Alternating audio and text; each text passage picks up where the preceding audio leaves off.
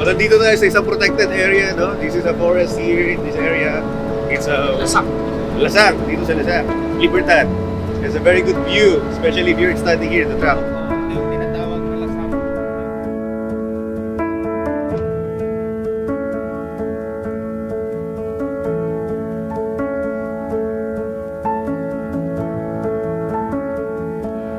Bago po lahat, gusto po 25 kilos.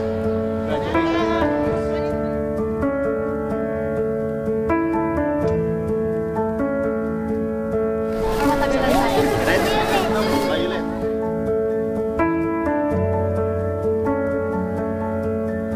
Yes! Perfect! Nandito po tayo ngayon dito sa Barangay Matampay, dito sa Marawi City. At ito po ang pangalawang barangay na ating pinuntahan para tayo magbigay ng kaunting tulong sa mga komunidad dito na naapektuhan natin ng Marawi Siege na tinatawag. At marami po tayo natulungan dito, mga bata, matanda, mga may sakit at mga nagbibinata. Muli po, ang JCI Makati nagpapasalamat sa lahat ng mga supporters na nagbigay ng mga donors at sponsors at nandito po tayo ngayon sa Marawi para ibigay po lahat ng mga ito.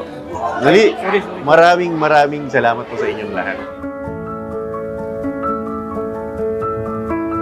Good day everyone. Again, I'm JM Yan, President of JCI Makati, and nandito po tayo ngayon sa Barangay Kapandaran dito sa Old City Hall ng Marawi City. So, andito po ulit tayo sa Marawi, dito sa Ground Zero. Kasama natin ang 502 Combat Engineering Battalion under the Philippine Army. And kasama po natin ngayon dito si Major Dao. Sir, ano pong message ninyo sa JCI Makati? And ano na po yung progress dito sa peace and order sa Marawi?